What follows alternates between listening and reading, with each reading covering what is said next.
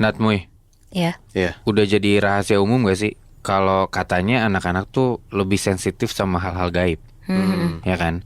Atau lu juga sering dengar cerita mungkin ya, ada misalkan orang tua yang ngelihat anaknya lagi bengong, ngeliatin satu titik terus nanya, kamu ngeliatin apa? Terus jawaban mereka tuh kadang ya aneh-aneh, Iya, iya. ngeliat nenek-nenek lah, ngeliat makhluk gaib lah, apalah.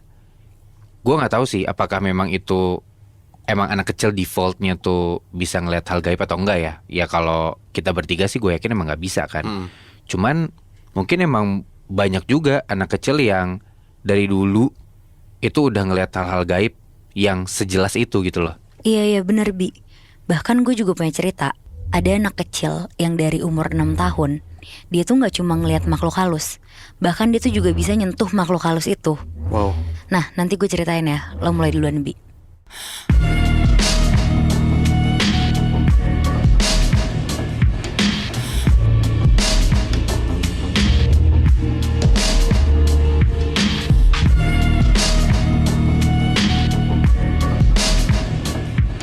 Ini cerita sebut aja dari Cal ya namanya.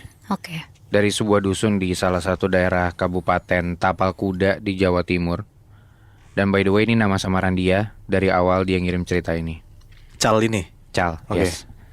Jadi dari awal Cal itu pindah ke dusunnya dia ini nih, dia sering banget rewel ke nyokapnya.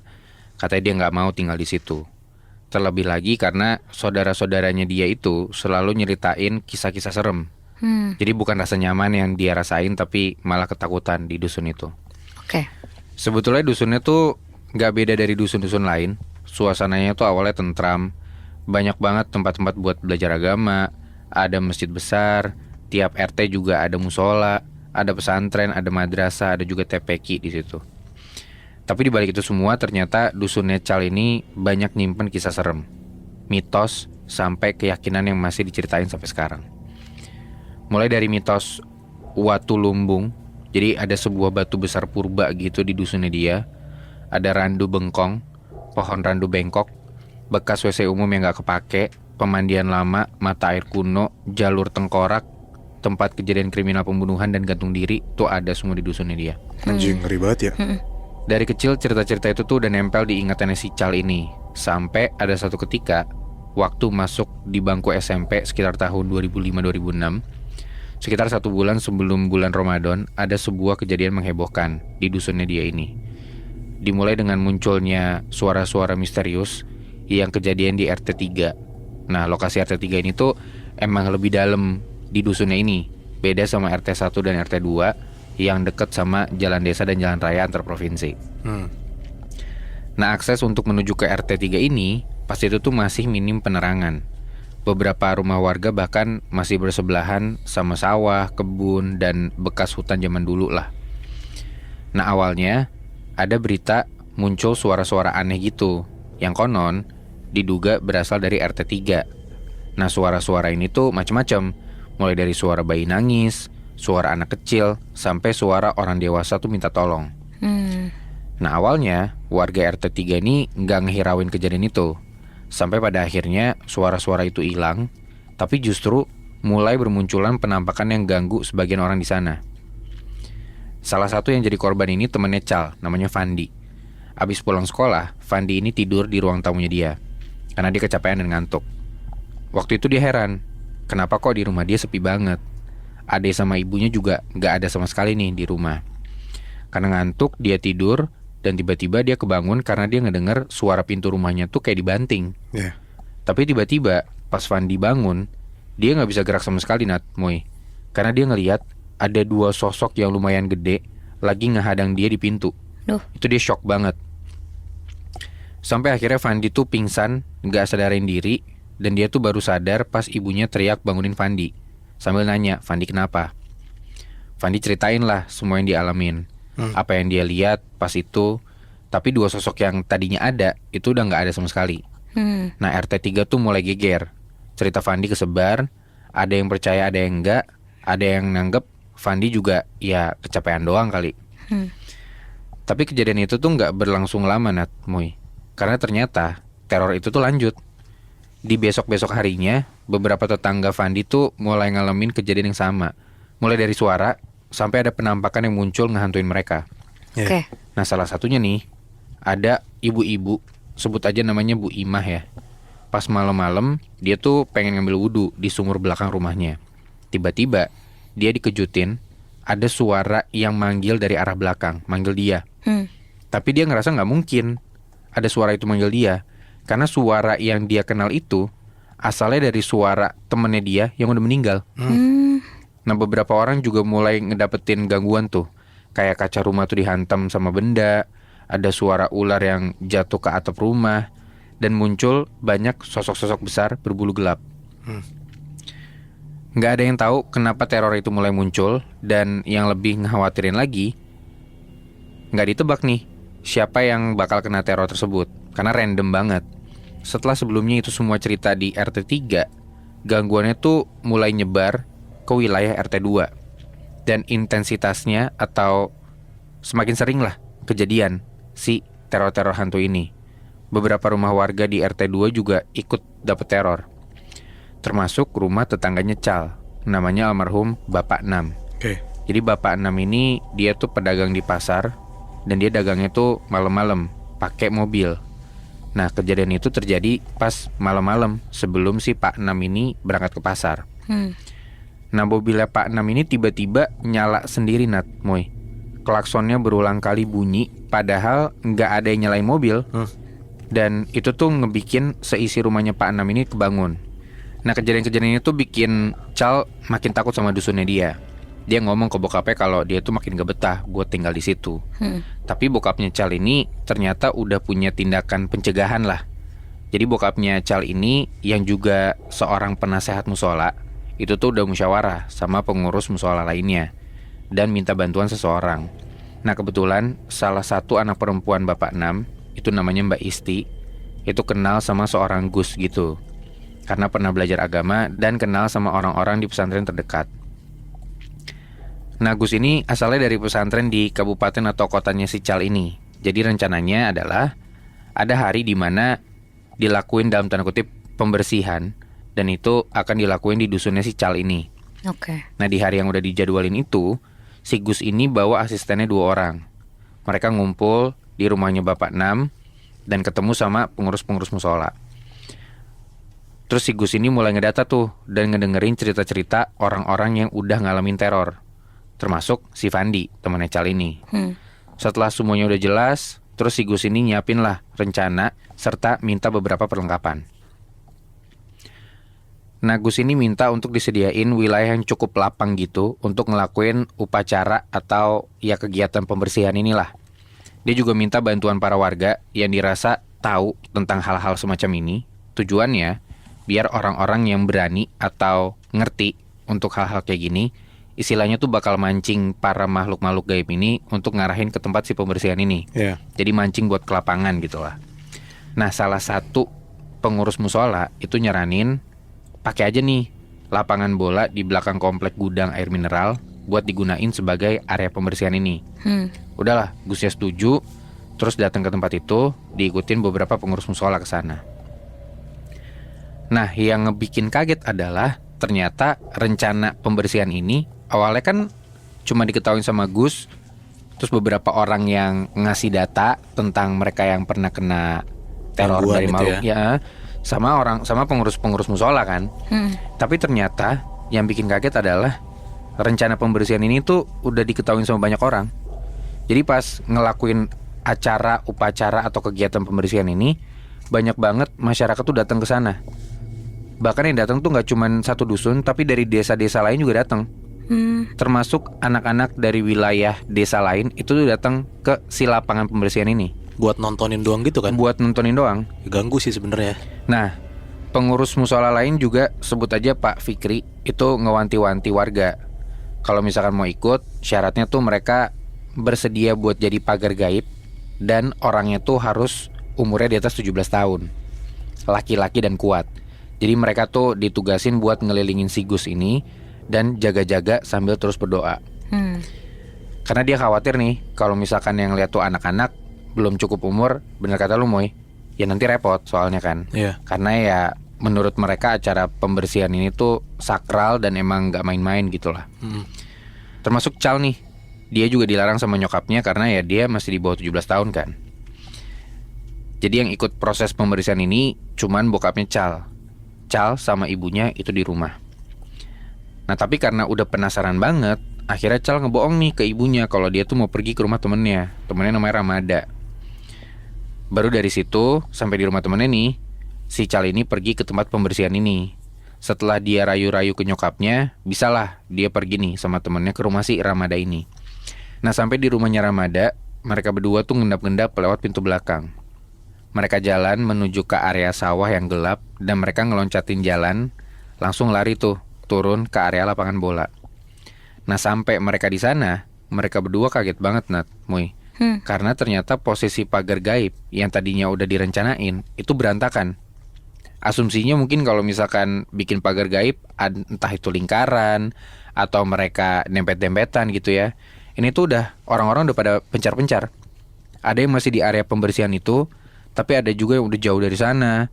Ada yang masih berdiri dan ada beberapa yang kelihatan duduk. Pokoknya udah nggak kayak seperti mereka bikin pagar lah. Nah usut punya usut, pas ditanya, katanya proses pembersihan ini tuh dimulai dan para pagar gaib itu ngedeket untuk ngurung makhluk-makhluk itu. Nah ternyata banyak makhluk-makhluk yang berontak. Sampai ada beberapa pria atau bapak-bapak nih ya, itu tuh nggak kuat. Bahkan makhluk-makhluk yang nyerupain anak kecil tuh kayak nabrakin mereka gitu loh. Formasi mulai berantakan, beberapa orang juga kelihatan mulai ngalamin gangguan, sampai perlu ditolong dulu. Nah Cal tuh ngelihat si Gus ini lagi dalam proses pembersihan lah. Nah Gus ini kelihatan dikelilingin sama bapak-bapak yang masih sanggup jadi pagar gaib. Nah di proses itu beberapa kali kain putih tuh yang disiapin sama Gus kelihatan kayak mau terbang gitu. Dan satu ketika Gusnya juga sempet kayak orang dipukul gitu loh. Terus kelihatan si Gus ini kayak malingin wajahnya sambil terus doa dibantu sama dua asistennya ini. Si Cal ini bilang si Gus ini kelihatan kayak lagi masukin sesuatu ke dalam beberapa botol kosong. Di akhir proses pembersihan ini, Gus minta orang-orang yang ada di situ tuh doa bareng. Dan yang paling dirasain sama Cal adalah di situ hawanya panas banget Nat, Moy. Semua orang berkeringat, panas yang nyelekit, entah apa yang kejadian gitu ya. Padahal mereka kan lagi di area terbuka, terus malam-malam. Dan kata Cal tuh padahal anginnya kenceng, tapi rasanya tuh panas banget di sana. Cal nggak dengar banyak hal. Yang Cal denger itu si Gusnya bilang kalau dia tuh nggak mampu buat nangkep semua makhluk yang ganggu. Dia cuma bisa nangkep beberapa yang besar. Kata gitu. Ada percakapan yang ngarah ke kesimpulan kayaknya gangguan dan teror yang terjadi selama ini bukan teror alami, tapi emang sengaja dibuat. Ya dalam kata lain, besar kemungkinan kalau makhluk-makhluk gaib ini tuh emang diundang datang ke sana gitu. Jadi jelas ada yang ngepraktekin semacam ilmu lah di dusun itu. Cuman ya nggak ada yang bisa nunjuk atau mencurigai seseorang. Cuman Cal pernah dengar ada satu cerita bertahun-tahun kemudian. Dulu tuh pernah ada seseorang yang diduga kuat main ilmu hitam. Disebut dukun lah. Dan bisa dibilang cukup kuat, tapi di dusun tetangga. Cuman si orang ini nih udah meninggal sebelum kejadian pembersihan ini karena ketangkap sama warga dan dibakar sama warga. Nah, Cal juga nggak tahu sebenarnya ini berhubungan atau enggak. Ya dia cuman asumsi aja lah. Mungkin emang benar orangnya tuh ini gitu. Tapi intinya dia juga nggak tahu. Nah orang-orang tuh sempat nanya wujud makhluk yang ganggu itu tuh gimana. Nah si Gusnya bilang kalau ada beberapa yang badannya besar, ada yang cukup kuat dan banyak juga yang kecil. Nah Gus ini sebenarnya pengen nangkep semuanya. Cuman pas proses penangkapannya kecil-kecil, mereka tuh lari dan lompat nabrakin si para pria yang jadi pagar gaib itu. Makanya formasinya berantakan kan tadi. Nah Gusnya juga ngejelasin kalau dia tuh sempat nerima serangan dan kelihatan jelas nih di pipinya si Gus ini ada kayak bekas tamparan tangan gitu. Tapi bentuk tangannya lebih besar dari manusia normal. Gokil. Nah setelah Gus itu selesai, dia pamitan. Pas para asistennya ini masukin botol-botol berisi makhluk gaib ini, masukin ke dalam mobil, seketika mobil mereka tuh mogok, gak bisa jalan. Mereka bingung karena bensin tuh full, gak ada masalah mesin sama sekali. Akhirnya warga-warga ikut ngecek lah buat bantu ini kira-kira ada masalah apa nih mobilnya gitu kan. Mereka juga coba dorong mobilnya, dan yang anehnya lagi adalah mobil kecil yang cuma bisa diisi 4 orang itu tiba-tiba kayak seakan-akan berubah jadi bus gitu loh. Jadi berat banget sampai harus didorong lebih dari 6 orang. Mesin juga gak nyala sama sekali. Akhirnya semua doa lagi. Setelah hampir 30 menit mobilnya akhirnya bisa jalan lagi. Barulah mereka pulang. Di perjalanan ternyata asistennya Gus ini sempat ngabarin Mbak Isti kalau mereka tuh beberapa kali berhenti di jalan. Mereka harus dorong dan nyalain lagi mobilnya karena mendadak mesinnya mati. Cal dan warga-warga lain akhirnya dapat kabar kalau botol-botol yang isinya makhluk gaib itu akhirnya tuh dilarung atau dihanyutin gitulah di satu tempat. Salah satunya adalah di satu tempat yang terkenal banget katanya setelah terjadi bencana alam. Nah, setelah kondisi pembersihan itu tuh udah selesai semua, udah dusunnya Cal akhirnya kembali pulih seperti sebelumnya. Ini di daerah mana, Bi? Ini di daerah Jawa Timur. Gue gak ngerti ini daerah atau nama sebutan ya. Dia bilangnya tuh di salah satu kabupaten Tapal Kuda, Jawa Timur. Oh, di Tapal Kuda, Jawa Timur ya? Tapal Kuda, Jawa Timur. Gue gak tahu tuh ini daerah yang emang ada wilayahnya atau emang sebutan aja tuh gue nggak tahu. Gue kalau misalnya ngebayangin jadi Cal juga, dia kan anak pindahan ya. Entah dari mana, terus dia ke Tapal Kuda kan. Iya. Lu datang ke satu tempat yang mana itu tuh serem, nggak cuman rumah lu anjir, satu daerah lu banyak banget cerita-cerita horornya, ngeri banget menurut gue. Bener, satu desa. Karena sebelumnya memang si Cal ini dia tuh bilang dia tuh emang pindah-pindah sama bokapnya karena dinas segala macem. Ya baru pindah ke daerah inilah dia tuh baru rewel. Sebelumnya tuh nggak pernah. Iya.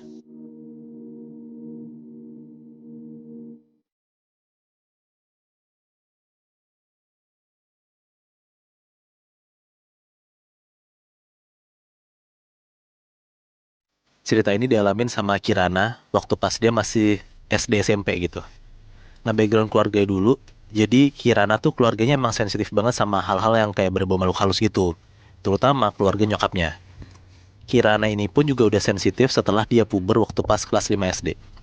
Oke, jadi SD SMP Kirana ini kebetulan tuh satu atap. Dan Kirana ini sekolah di salah satu sekolah di Jakarta Selatan. Lokasi sekolahnya itu tuh samping-sampingan sama kuburan yang tanahnya lebih tinggi dari sekolahnya. Nah, antara kuburan sama tanah sekolahnya itu tuh ada gap sungai. Kuburannya tuh sejajar sama lantai 2 sekolah. Jadi kalau lo di lantai 2, lo tuh bisa ngeliat jelas banget kuburannya. Lantai 2 di sekolah dia tuh ada lab-lab, perpustakaan, sama kelas-kelas sekolahnya biasa gitulah. Nah, cerita horornya waktu pas Kirana baru banget lulus SD, ini di SMP kelas 7. Jadi tangga sekolahnya dia ini, itu tuh cuma satu karena tadi gue bilang, gedung SD sama SMP dia kan cuma satu atap ya, satu gedung. Jadi tangga cuma satu. Jadi semua akses kalau lo mau ke lantai 2 cuma lewat ini doang nih, satu tangga ini. Waktu itu anak-anak SMP semua disuruh kumpul di hall lantai 1 buat briefing pagi. Terus Kirana turun tuh lewat tangga itu. Dia turun bertiga, posisinya sama temennya namanya Vanya di sebelah kanannya. Ada juga namanya Ila, itu turun duluan di depannya si Vanya sama Kirana. Tiba-tiba waktu pas mereka bertiga turun, Kirana tuh ngeliat di bajunya Ila kayak ada bentuk jari neken punggungnya Ila, dan Ila tuh langsung kedorong hampir jatuh gitu, Nat. Nah, Kirana sampai nggak percaya sama apa yang dilihat karena si Kirana sama temennya sama Sifanya kan nggak nyentuh Ila sama sekali. Tapi si Kirana bisa ngeliat jelas banget kalau punggungnya Ila tuh kayak ada tangan yang neken gitu. Ila jatuh, terus nengok ke belakang dan Ila bilang kayak, "Kalian ya?" Di situ Vanya cuma bilang kayak, "Lah apaan sih?" gitu. Si Ila lanjut lagi nih, "Tadi kan dorong-dorong." Di situ Vanya cuma diem doang. Karena Vanya diem doang, akhirnya si Kirana juga ikutan diem lah. Nah, gangguan di tangga ini tuh nggak cuma sampai situ aja.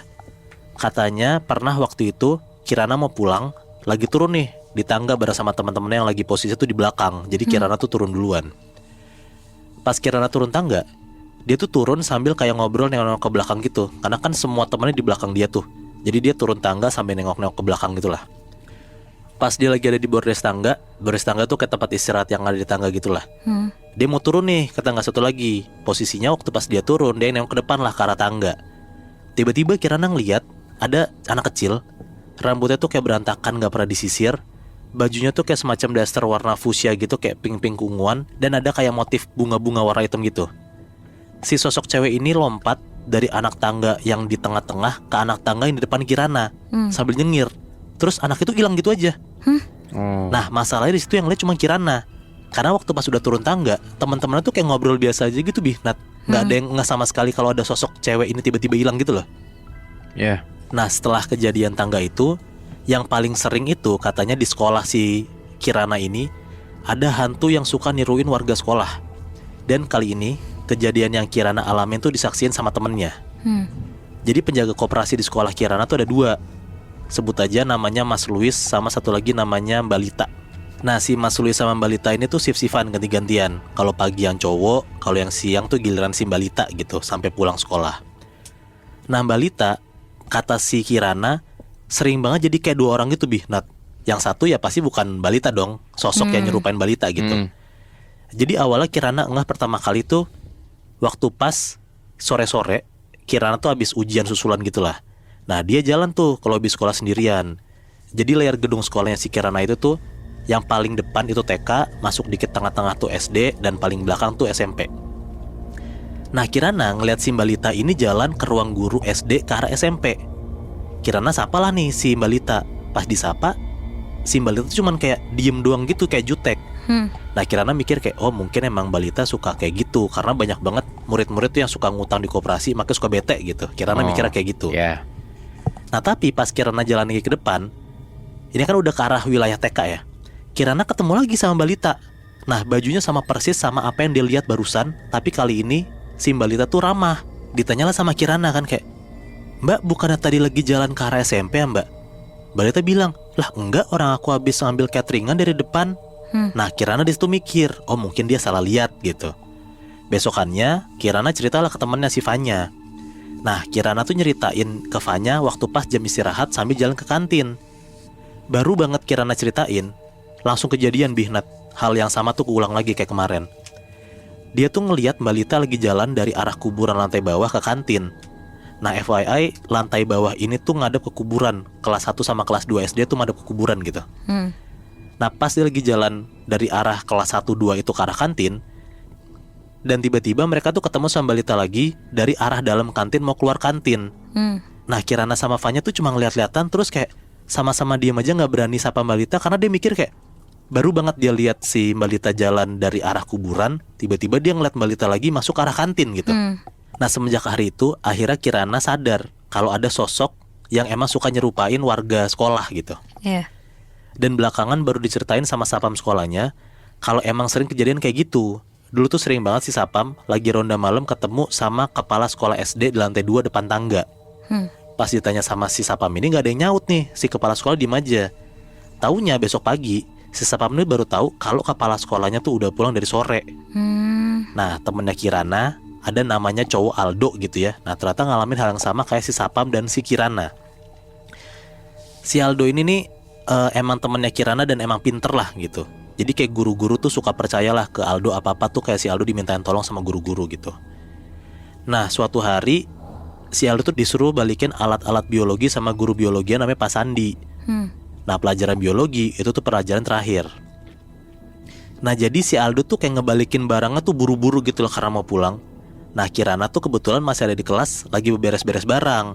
Nah pas Aldo masuk ke kelas, si Kirana ngeliat nih Aldo masuk kelas tuh sambil lari. Ditanyalah sama Kirana kayak, kenapa lari? Kok lo panik? Nah terus si Aldo tuh mukanya tuh ketakutan dan dia cuma bilang kayak, udah buruan kok kita beres-beres dulu, gue tunggu di depan. Nah di situ tuh si Kirana curiga karena Aldo ini kan anaknya pinter, anaknya tuh kayak anteng aja, nggak pernah takut apa-apa. Tapi kok tiba-tiba dia ngeliat kayak raut muka temennya tuh berubah gitu, nggak kayak biasanya. Udahlah akhirnya si Kirana tuh nurut kata Aldo, mereka beberes, terus turun ke bawah tuh, keluar kelas gitu. Nah pas ke bawah, si Aldo sama Kirana tuh ketemu temannya juga namanya Lukas. Jadi mereka bertiga tuh turun lah tuh bareng bertiga. Pas udah di bawah, Kirana nanya ke Aldo, dulu tadi kenapa? Kok panik banget? Nah si Aldo nih ceritain nih kayak gini. Tadi pas gue balikin kaca biologi, gue ngeliat Pak Sandi tuh masih ada di lab, masih beresin alat-alatnya. Terus gue tanyalah ke Pak Sandi, naruh kaca di mana? Pak Sandi cuma nunjuk ke meja samping, tapi dia nggak nengok sama sekali. Oke, gue nurut aja tuh, gue taruh di sana. Pas gue mau balik badan, gue ngeliat mukanya Pak Sandi tuh beneran kayak ada luka kebakar merah-merah gitu. Dan si sosok Pak Sandi ini ngelirik ke arah gue. Ya gue takut lah, makanya gue lari. pas gue keluar lab, gue baru ingat kalau Pak Sandi tuh udah balik duluan. Makanya dia nitip pesan ke gue buat balikin barangnya. Iya. Nah denger cerita kayak gitu, si Lukas bilang ternyata nyokapnya Lukas itu tuh pernah dapat info dari sapam sekolah kalau mereka tuh pas lagi ronda sering banget ngeliat sosok di depan lab biologi. Makanya di deretan lantai 2 itu perpustakaan, lab yang emang sejajar sama kuburan, itu tuh sebenarnya paling jarang banget dirondain sama sapam karena emang itu tuh daerah paling serem di sekolahnya. Mulai dari jam pulang sekolah sampai malam udah nggak ada yang berani tuh nat ke sana. Bahkan penjaga lab dan perpustakaan pun juga langsung pada pulang, langsung kayak ngunci-ngunci gitu waktu pas anak-anak juga udah pulang sekolah. Nah kalau kata nyokapnya Kirana, tadi kan gue bilang di awal nyokapnya Kirana kan emang sensitif ya. Kemungkinan besar karena banyak banget makhluk hidup yang diawetin di sana, kayak kodok, tikus gitu kan diawetin buat kayak bahan percobaan biologi gitu kan. Iya. Nah hal-hal itulah yang bikin makhluk-makhluk halus itu tertarik ke sana. Apalagi lab biologi sama gedung itu tuh berhadapan ke kuburan, sama yang tadi gue bilang di awal juga. Makanya banyak banget hal-hal angker yang terjadi di sana. Nah cuman kata Kirana, gedung sekolah dia tuh sekarang udah berubah banget lah. Udah ada kayak perombakan, udah gedung baru. Dan si Kirana sih berharap ya semoga sekolah dia itu udah gak kayak dulu lagi, gak seangker dulu. Gue gak tahu sih kalau jadi Kirana rasanya bakal kayak gimana ya. Karena kayaknya kalau dari cerita lu gak cuma ruang biologi gak sih? Satu sekolah emang angker kan? Iya masalahnya si sosok yang suka nyerupain warga sekolah tuh gak cuma kelihatan di lantai 2, di mana-mana Bi. Dan kalau menurut gue juga kayaknya walaupun udah direnovasi, kan tetap aja tuh sekolahnya nempel sama kuburan. Iya. Pasti akan tetap ada hal-hal horor sih. Iya benar.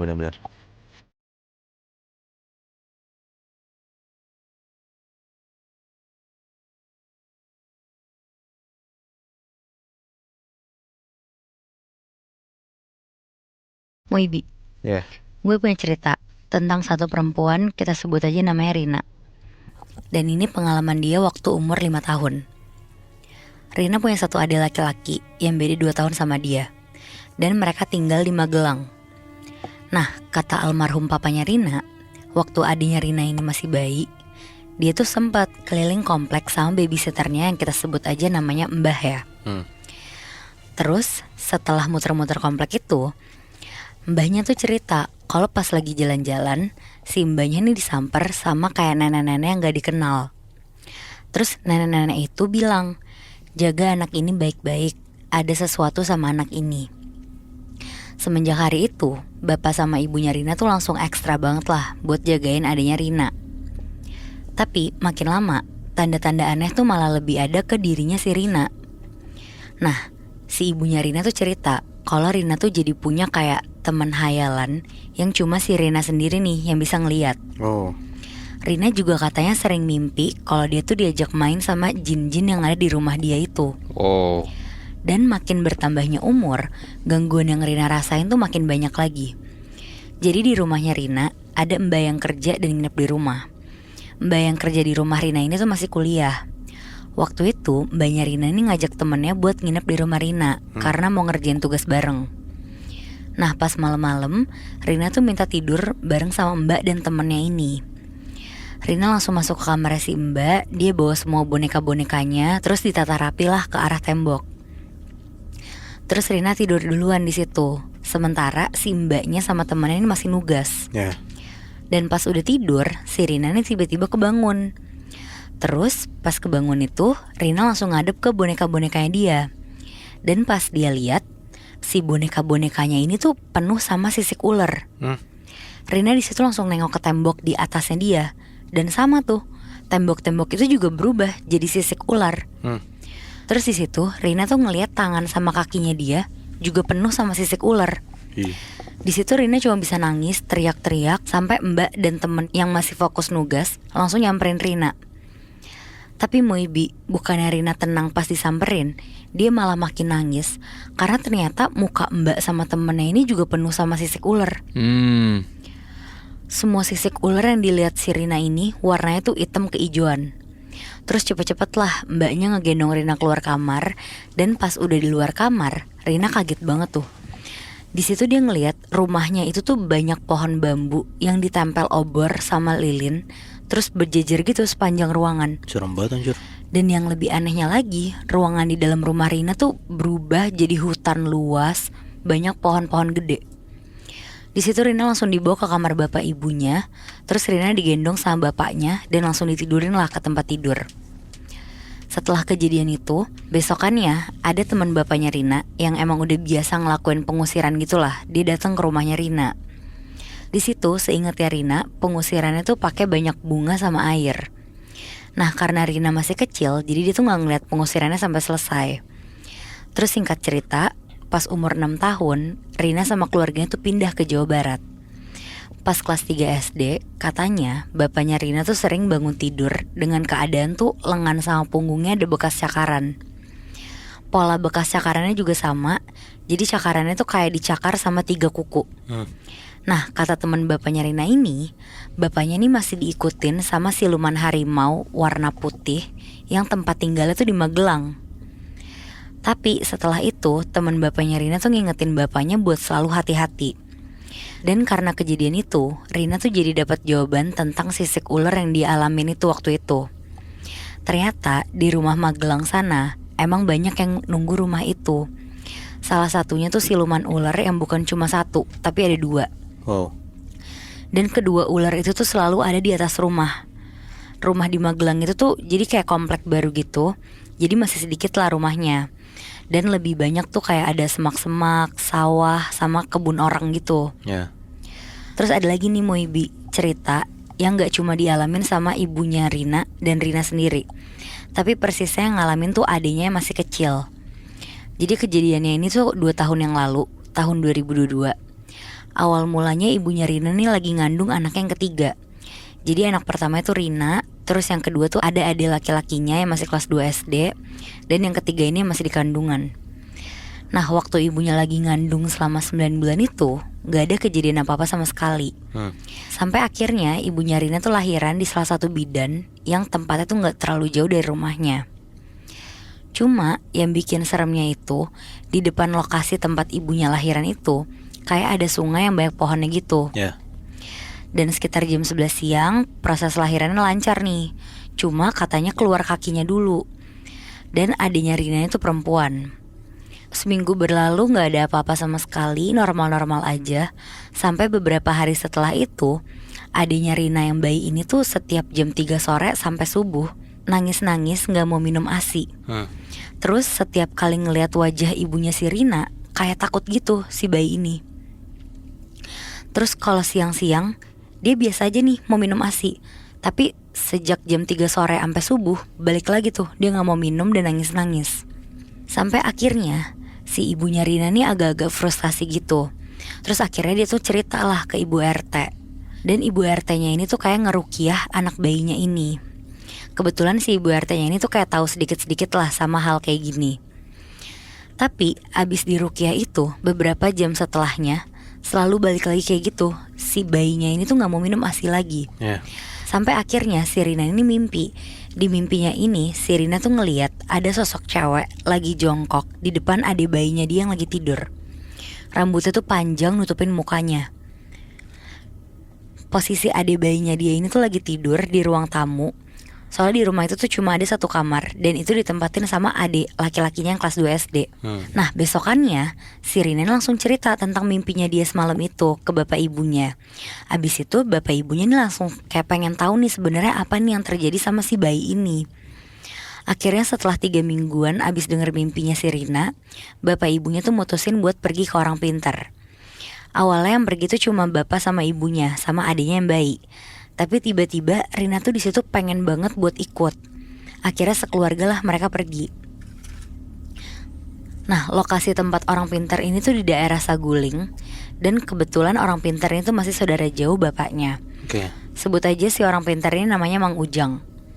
Sesampainya di sana bapaknya ceritain semua yang terjadi. Sampai akhirnya si Rina nih disuruh duduk hadap-hadapan sama Mang Ujang. Di situ Rina disuruh duduk kepisah sama keluarganya. Abis itu si Rina tuh disuruh merem gitu. Terus ditanya, ada yang bisa kamu lihat gak? Dijawablah sama Rina, enggak, cuma hitam aja. Abis itu Mang Ujang tuh langsung kayak ngidupin rokoknya. Terus dia megang kepalanya Rina. Terus sambil bilang, coba merem lagi, santai aja, gak usah tegang. Di situ diturutin tuh sama si Rina. abis itu si Rina merem. Dan tiba-tiba si Rina nih ngeliat kalau dia tuh ada di tengah rumahnya di daerah Ciranjang. Nah di situ si Rina nih disuruh buat ngiterin rumah, mulai dari dapur, terus kamar, tapi nggak ada apa-apa sama sekali. Tapi pas Rina masuk ke kamar mandi, ternyata di pojok kanan deket pintu masuk tuh ada cewek berdiri, rambutnya panjang nutupin muka, dan posisinya si cewek ini tuh ngebelakangin Rina. Terus Mang Ujang tuh bilang, "Sekarang udah ketemu kan, Neng?" Terus habis itu dia nyuruh si Rina buat nanyain si sosok cewek ini tuh siapa dan tujuan kesini tuh mau apa. Ya udah tuh langsung ditanya sama Rina. Tapi si sosok cewek ini tuh kepalanya bener-bener nunduk terus. Dan ternyata usut punya usut, ternyata cewek ini tuh ngikut dari tempat bidan waktu ibunya Rina lahiran. Terus Mang Ujang tuh di situ nyuruh Rina buat nyeret cewek ini buat dibalikin ke tempat asalnya. Akhirnya dipegang tuh rambutnya sama si Rina di situ. Terus keseret, tapi di tangan tuh bener-bener gak kerasa apa-apa nih, tapi bener-bener keseret si cewek ini. Cuma si sosok ini tuh bener-bener diem aja, gak berani ngelawan. Sampai akhirnya sampai di tempat lahiran ibunya ini nih di bidan. Terus didoronglah si cewek ini sampai jatuh ke bawah sungai. Abis itu si Mang Ujang bilang, "Coba cari di sana ada siapa tahu ada ibu kamu atau adik bayi kamu." Langsunglah dicari sama Rina, sampai akhirnya dia ngeliat di teras rumah bidan itu ada sosok yang mirip ibunya lagi berdiri. Terus disamperin lah sama Rina di situ. Dan di situ si Rina langsung ngajak balik ke rumahnya dia tuh si ibunya. Sesampainya di rumah dia bilang sama sosok itu, "Ibu diem di sini dulu ya, jangan kemana-mana sampai dia balik lagi." Sosoknya juga nurut-nurut aja tuh di situ, ngangguk-ngangguk. Nah balik lagi lah si Rina nih ke tempat tadi di mana si ibu ini lahiran di bidannya itu. Tapi di situ si Rina nih malah ngelihat sosok yang mirip sama ibunya lagi. Bedanya dia tuh sambil gendong adiknya si Rina yang masih bayi. Disamperin tuh sama si Rina, ditanya lagi kalau dia tuh ibunya si Rina atau bukan. Udah ditanya 2 kali, dia ngangguk-ngangguk. Tapi pas ketiga kalinya si Rina nanya, tiba-tiba sosok itu tuh berubah jadi serem banget. Posisi dagunya tuh ada di posisi pipi, jadi dagunya tuh kayak geser ke pipi gitu. Mukanya tuh agak hancur, terus banyak darah. Di situ Rina shock banget. Dan posisinya itu kan sosok itu lagi gendong adik bayinya si Rina kan. Terus Rina bilang lah sama dia, "Bisa balikin adik bayi aku gak?" Tapi dia gak mau. Si bayinya ini tuh malah makin diratin gitu di gendongannya. Terus si sosok ini tuh sambil bilang kalau dia tuh mau adik bayinya, sambil senyum-senyum gitu. Di sana Rina bener-bener marah banget, kayak kesel banget karena adik bayinya tuh diambil secara paksa. Terus dia langsung pergi ke rumah sambil gendong adik bayinya itu, dia rebut. Terus dia serahin ke sosok ibunya itu yang dia suruh tunggu tadi. Dan setelah itu dia ngajak sosok ibunya tuh buat balik ke tubuhnya dia. Dan ternyata Muibi, si arwah ibu sama adik bayinya itu tuh dibawa sama sosok yang serem tadi, yang berubah tadi itu. Dan singkatnya sekarang Rina sama sosok ibu yang ngegendong adik bayinya itu udah nyampe di rumah Mang Ujang. Di situ Rina bisa ngelihat badan ibunya yang lagi ngegendong adik bayinya juga. Dan abis itu si Rina langsung masuk ke rumah Mang Ujang. Dan si Rina langsung bisa ngelihat badannya dia lagi kan, yang lagi merem sambil duduk. Di situ dia langsung masuk lagi ke badannya sendiri sambil ngucapin assalamualaikum. Berarti si Rina ini di umur 6 tahun dia udah rogo sukmo. Iya bener. Wah gila sih. Gue tuh masih gak habis pikir sama orang-orang, anak-anak ya terutama, yang udah sering banget ngalamin kejadian horor dari dia masih kecil. Waktu pas dia kecil aja dia udah ngalamin sebanyak itu, udah jadi indigo lah kasarannya. Lu bisa bayangin gak sih orang-orang yang dari kecil udah indigo, terus sekarang dia udah terbiasa sama hal kayak gitu, udah diteror sama makhluk halus dari kecil, kabarnya kayak gimana sekarang ya mereka?